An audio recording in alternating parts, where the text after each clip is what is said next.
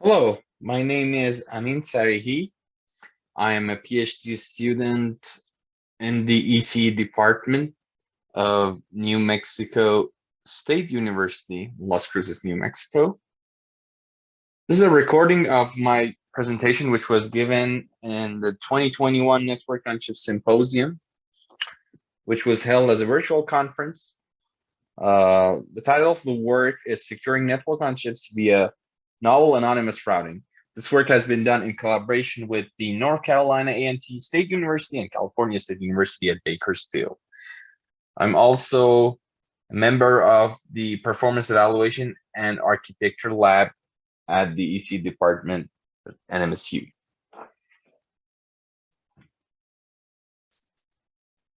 So these are the outlines of my presentation. First, we're going to introduce what chip outsourcing concept is.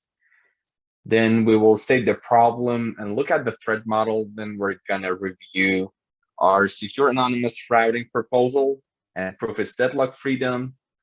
We're going to look at the proposed NoC architecture, the added hardware we're putting in the router. We're going to look at the simulation and hardware implementation results, and we're going to conclude the presentation. So in today's IC fabrication paradigm, multiple companies are involved in the design, fabrication, integration, and packaging of chips. Although chip outsourcing reduces design and manufacturing costs and it expedites time to market, it has its own cons. One of the most important ones is hardware Trojan insertion, which could lead to unwanted modification of functionality or information leakage. And in either sources, we could either lose secrecy in our hardware, or it could lead to some other attacks such as denial of service. So hardware Trojans are a pretty dangerous concept. And we have to find a way to actually mitigate their effect in the hardware. The threat model that we are assuming in this paper is as follows. We have an arbitrary source and destination pair. So assume that a packet wants to go from source to destination. And along the path, we have a malicious router, which is indicated with R. So this malicious router is capable of copying the packet contents and sending it to a malicious core. And the malicious core is actually running a rogue software. And this software will be used for further processing or analysis of data. And it will discover sensitive information after the analysis. So the malicious router is going to reroute the packets that have, let's just say, the same destination address or the same source address, or they share a common information that might be useful for an attacker to analyze and infer secret information such as secret keys used for encryption. So even though the data between source and destination could be encrypted, cryptanalysis and timing attacks is feasible. Timing attacks are actually those attacks in which an adversary makes intentional collisions between its own data and the sensitive data on a specific path to obtain valuable information about the timing and the volume of sensitive information.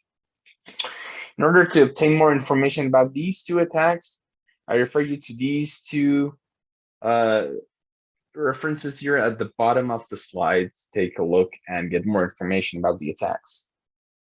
So how we can mitigate the effect of this kind of Trojan. So since this Trojan is using source and destination addresses to send the packets to a malicious core here, the best solution would be hiding the source and destination addresses of the packets from the Trojan infected router. This is actually the contribution of our work, hiding source and destination addresses. Before we take a deep dive into the routing itself, let's just take a look at the packet format and see what it looks like.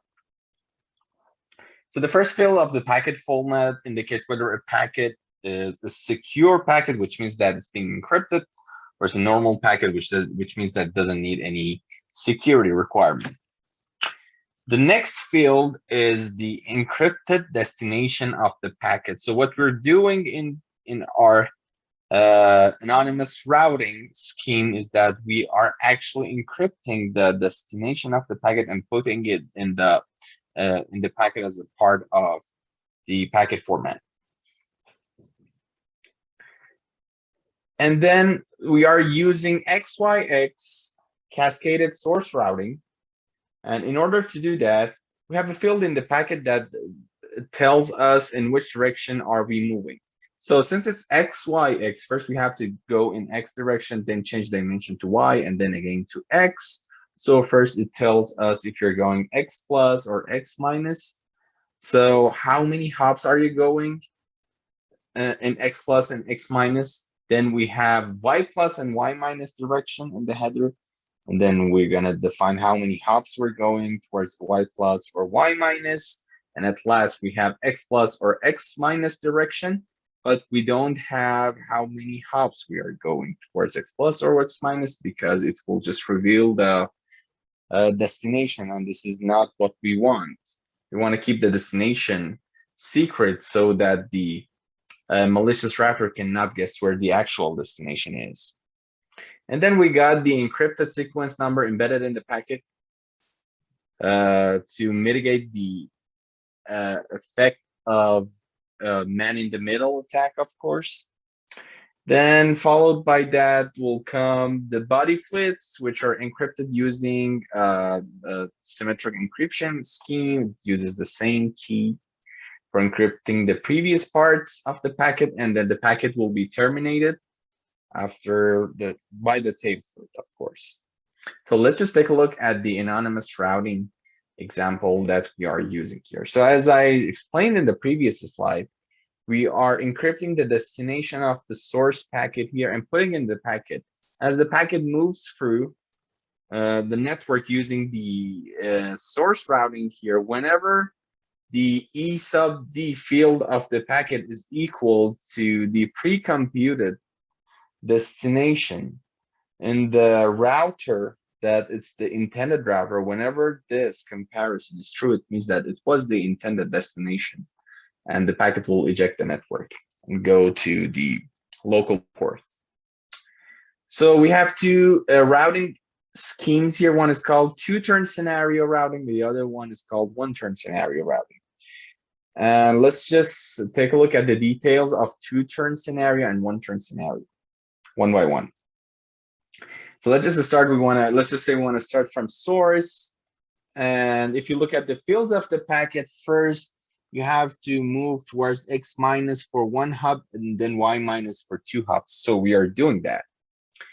So X minus one hop, and then we're going to change dimension, 1 minus 2 hops here, right? And there comes the last dimension change where you go toward X minus, but you don't specify how many hops.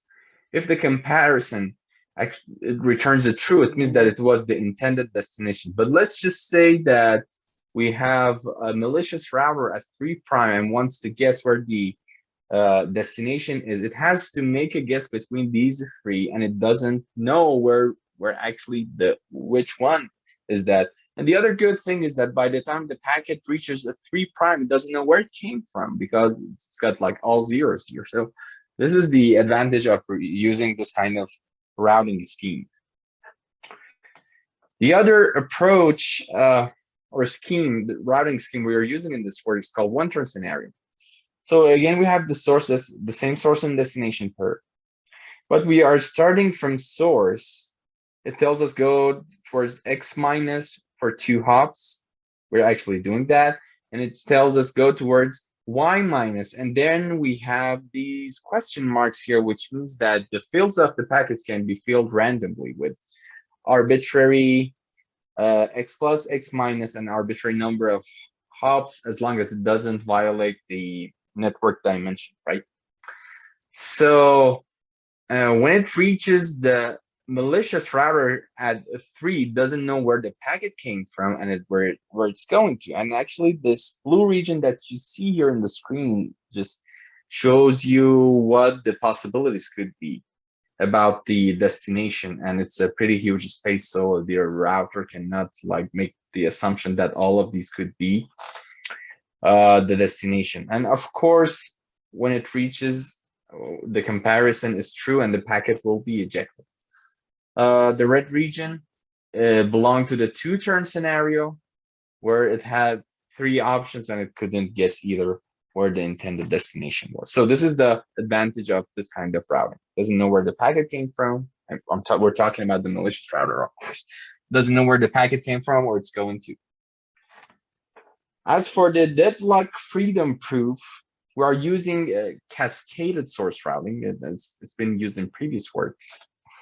So we have two kind of packets here. We got normal packets, which don't need encryption, and then we got secure packets, right? So for normal packets, we can use, we actually have two virtual channels. So for normal packets, both virtual channels are available to be used. And the normal packet actually uses same virtual channel all the path. It means that if it starts with virtual channel and it's going it's using the same virtual channel until it reaches the destination. It doesn't change the virtual channel.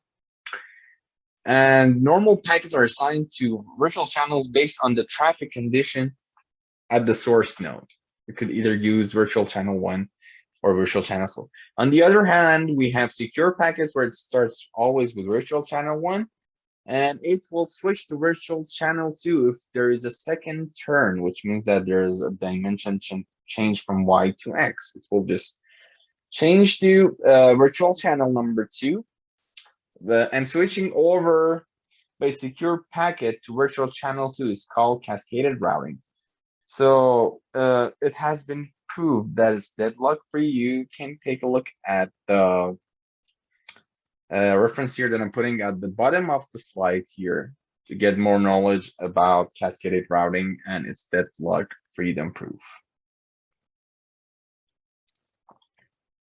So what we have done in this paper is that we have implemented most of the hardware in the network interface, since the network interface was actually built in-house and can be trusted. The most important component in the network interface is the key RAM table, the one that you're seeing at the bottom of the page. And at the first column, you can see whether that particular node was the initiator or the recipient. By initiator, it means that it wants to establish a new connection, secure connection with another node. Was it the initiator, or was it the recipient of a key and another node wants to communicate with this particular node? So in case if it's a recipient, in order that comparison between the pre-computed encrypted destination and the E sub D field in the packet, it turns out to be true. So the packet that was intended to be the recipient should pre-compute its node number with the key that it received. And for key exchange, we are using a software implemented Diffie-Hellman key exchange scheme. So it actually we actually have another table in the router that keeps the encrypted version of that node local address and the key that it received, and it keeps them there in case there was a comparison and the comparison turned out to be true. It means that this was the intended destination, and then the packet just ejects that channel, right?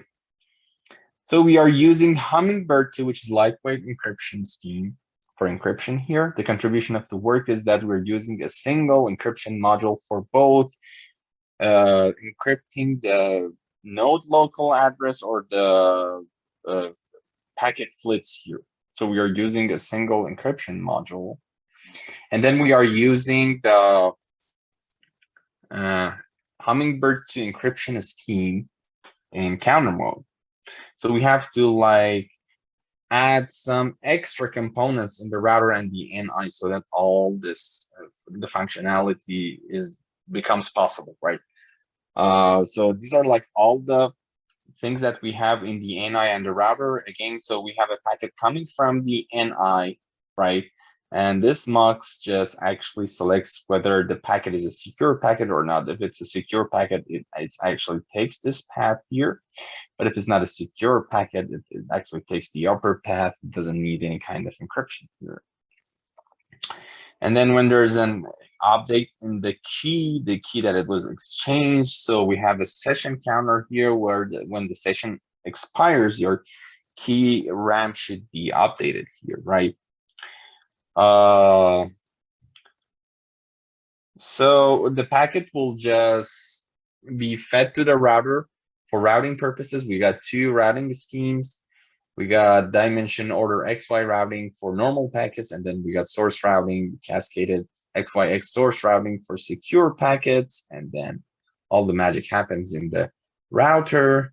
And then when it just ejects the router, gets to the local router, the packet is decrypted, and it will be fed to the local processing element. But anyways, for further information about the details of the hardware implementation, which was done in a Verilog, you can take a look at the paper, and you can always send me email if you have any questions. So let's just take a look at the simulation results. We're actually comparing average delay per cycles against packet generation rate. And as you see, we have like used different package secure packets rates compared to the whole packets that were generated in the network. We have no secure packet scheme, which is the dotted line here. We have the yellow, which is 10% secure packet. We have the purplish, which is 20%. Sorry, that's more pink. And then we got 35%, the brown one. So we're using different secure packets portions. And as you see, the more secure packets that you have, the more latency you will be incurred by the packets. What we are prioritizing as secure packets over normal packets, because the session counter is important here. Whenever we want to do a key exchange here, we want to transmit as many secure packets in that secure medium, right? And we don't want to lose time, because there will be another key exchange if the session expire, and that will just bring about delay to our network. This is why we are prioritizing the secure packets over the normal packets here. And as you see, it doesn't actually significantly increase the average delay compared to the benefits that's providing the security benefits is providing to the network. So on the left column, we have 6x6 networks and 8x8 networks, and they're all mesh. So as you see in the results, unless the packet generation rate is very high, we're talking about above 0.002 packets per cycle, or the ratio of the secure packet is high, which would be 35% in this case, the performance overhead of the proposed security system is affordable considering its remarkable security improvements it's providing.